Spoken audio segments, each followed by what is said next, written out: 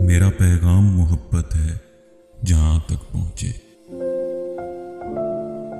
Habib on line YouTube channel میں آپ کا استقبال ہے۔ محترم ناظرین، علماء کرام کے ہر طرح کے دینی، علمی، اصلاحی بیانات اور پیغامات محبت کے لیے نیز بہترین حمد و نعت کے لیے ہمارے چینل کو سبسکرائب کریں اور بیل آئیکن کو دبانا نہ بھولیں تاکہ ہمارا ہر اپڈیٹ آپ کو پہلے مل سکے۔ اس طریقے سے احادیث کے ذخیرے میں آپ جائیں گے درجہ بدرجہ۔ یہ عورتیں جو زحمت کا سامان تھی، یہ عورتیں جو معاشرے میں ناسور تھی، یہ عورتیں جو عیسائیوں کے یہاں بدی کی ماں اور گناہ کی جڑ تھی، یہ عورتیں جو قدیم یونان میں غلاموں کی طرح بیچی جاتی تھی، یہ عورتیں جو یہودیوں کے یہاں عورت انسان نہیں تھی، وہ جانور تھی، ان عورتوں کے بارے میں اگر وہ بیٹی ہے تو اس کی پرورش پر جنت کی سرٹیفکیٹ دی جا رہی ہے، اگر وہ ماں ہے تو اس کی خدمت کے بدلے جنت کا پروانہ تھمایا جا رہا ہے، اور اگر وہی عورت بیوی ہے،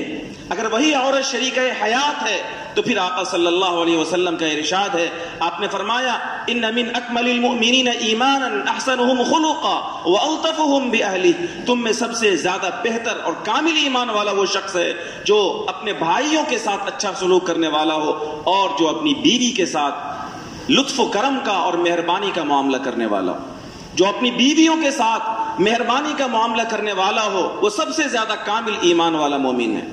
آپ علیہ الصلوۃ والسلام نے فرمایا خیارکم خیارکم لأہلی وانا خیرکم لأہلی، اے میری امت کے لوگوں سنو،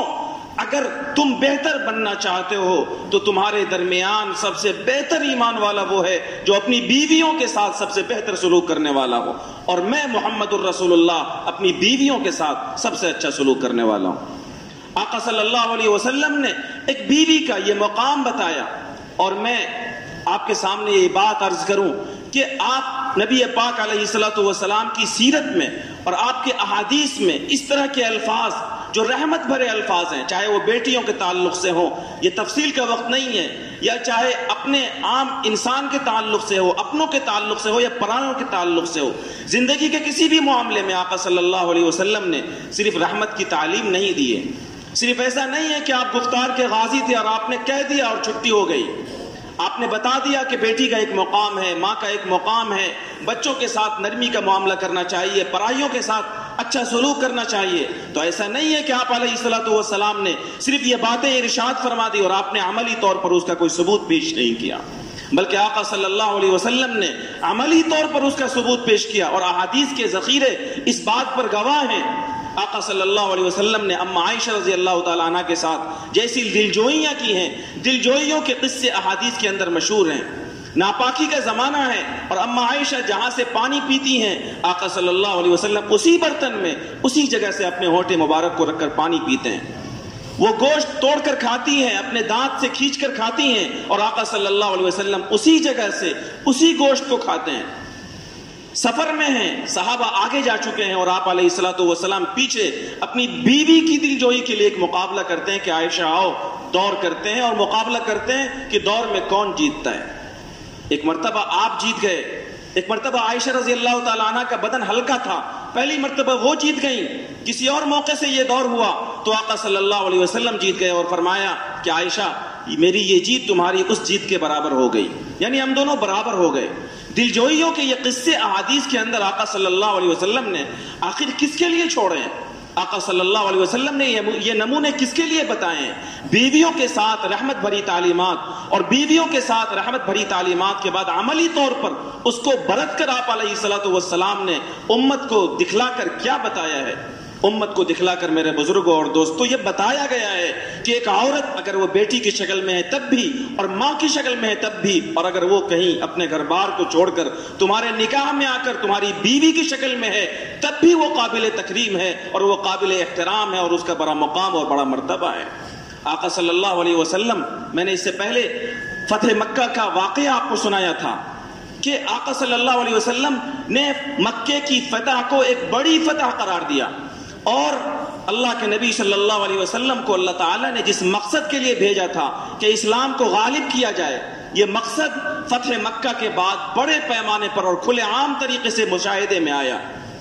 جب نبی پاک علیہ الصلوۃ والسلام کو قرآن کریم کی پہلی وحی اتاری گئی اور آپ علیہ الصلوۃ والسلام کو قرآن مجید کا بھاری کلام، جس کے بارے میں اللہ نے کہا کہ اگر ہم اسے پہاڑ پر اتارتے تو وہ ریزہ ریزہ ہو جاتا، اگر ہم پہاڑ پر اتارتے تو وہ پہاڑ ٹکڑے ٹکڑے ہو جاتا، یہ قرآن جب پہلی مرتبہ نبی پاک علیہ الصلوۃ والسلام کے قلب اطہر پر اترا تو آقا صلی اللہ علیہ وسلم کی حالت یہ ہوئی کہ آپ علیہ الصلوۃ والسلام اپنے گھر تشریف لائے اور آپ نے اپنی بیوی حضرت خدیجہ سے یہ بات ارشاد فرمائی، خدیجہ ایسا لگ رہا ہے خشیت علی نفسی، مجھے اپنی جان کا اندیشہ ہے اور ایسا لگ رہا ہے کہ میری جان کہیں نہ چلی جائے۔ تو حضرت خدیجہ رضی اللہ تعالیٰ عنہ بیوی ہیں اور وہ پہلی خاتون ہیں جنہوں نے نبی پاک علیہ الصلوۃ والسلام پر سب سے پہلے ایمان قبول کیا اور آپ علیہ الصلوۃ والسلام کو تسلی دی، کلا واللہ لا یخزیک اللہ انک لتصل الرحم وتحمل الکل وتکسب المعدوم وتقری الضیف۔ اے میرے سرتاج، اللہ آپ کو ضائع نہیں کرے گا، آپ تو دوسروں کے کام آتے ہیں، آپ تو اپنے اور پرایوں کے ساتھ اچھا سلوک کرتے ہیں، آپ تو رشتوں کو جوڑتے ہیں، جن کے پاس کچھ نہیں ہوتا آپ اسے نوازتے ہیں، آپ تو یتیموں بیواؤں اور محتاجوں کا خیال رکھتے ہیں، آپ تو مہمانوں کی میزبانی کرتے ہیں، آپ کے اندر بے پناہ خوبیاں ہیں، اللہ آپ کو ضائع نہیں کرے گا۔ نبی پاک علیہ الصلوۃ والسلام اپنی اس بیوی کی ان باتوں سے ان کو حوصلہ ہوا اور آپ علیہ الصلوۃ والسلام کو تسلی ملی۔ یہ واقعہ آپ علیہ الصلوۃ والسلام کی 40 سال کی عمر میں پیش آیا، لیکن اس کے بعد 18 سال کے بعد مکہ فتح ہو گیا اور آقا صلی اللہ علیہ وسلم کی یہ پاک بیوی دنیا سے جا چکی تھی، پردہ فرما چکی تھی۔ نبی پاک علیہ الصلوۃ والسلام سن 8 ہجری میں جب مکہ فتح ہوا، فاتحانہ شان کے ساتھ مکے میں داخل ہوئے تو مکے کے بڑے بڑے رؤوسا، مکے کے بڑے بڑے سردار اس امید میں تھے کہ یہ فاتح اعظم، یہ رحمت للعالمین آج ہمارے گھر پہ تشریف لائیں گے۔ آفر کیا جا رہا ہے، دعوتیں دی جا رہی ہیں کہ یا رسول اللہ آپ میرے یہاں قیام فرمائیے۔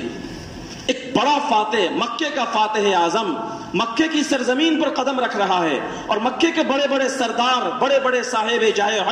جاہ و حشم یہ کہہ رہے ہیں کہ یا رسول اللہ آپ یہاں قیام فرمائیے، آپ میرے دولت کے تیغ و زینت بخشیے، آپ میرے گھر پہ آئیے۔ لیکن آقا صلی اللہ علیہ وسلم نے کسی کی دعوت کو قبول نہیں کیا۔ اور پھر جب شام ہو گئی، شام کی سیاہی چھا گئی تو آقا صلی اللہ علیہ وسلم نے اپنے صحابہ سے فرمایا، اے میرے پیارو، جاؤ ارکزوا لی خیمۃ عند قبر خدیجہ، میرے لیے خدیجہ کی قبر کے پاس خیمہ گاڑو، خدیجہ کی قبر کے پاس میرے لیے قیام کا انتظام کرو۔ اور پھر آپ علیہ الصلوۃ والسلام کے پیاروں نے جب وہاں آپ کے لیے ٹھہرنے کا انتظام کیا تو روایات کی اور تاریخ کی کتابوں میں یہ بات لکھی ہے، رکز لواء النصر امام قبر خدیجہ، کہ آقا صلی اللہ علیہ وسلم نے مکہ کی بڑی فتح، جو اسلام کی سب سے بڑی فتح ہے، اس بڑی فتح کا وہ جھنڈا جو آپ کے ہاتھ میں تھا آپ نے اپنی پاک بیوی حضرت خدیجہ کی قبر کے پاس رکھ دیا، تاکہ لیعلم الناس جميعا ان وراء هذا الفتح المرأة العظیمہ التي في هذا القبر، تاکہ قیامت تک کے انسانوں کو یہ بات معلوم ہو جائے کہ مکہ کے فتح کے پیچھے اگر کوئی راز کام کر رہا ہے تو اس میں اس عورت کی قربانی ہے۔ یہ وہ عورت ہے جس نے 18 سال پہلے جب جان جانے کا اندیشہ تھا، جب قرآن کا سب سے پہلا حکم اقرأ بسم ربک الذی آقا کے اس قلب اطہر پر اترا تھا اور ان کو جان جانے کا اندیشہ تھا، تو اس موقع سے جس بیوی نے ہمت دی تھی، تسلی دی تھی اور حوصلہ بڑھایا تھا، آج اپنی اس بیوی کی اس بڑی قربانی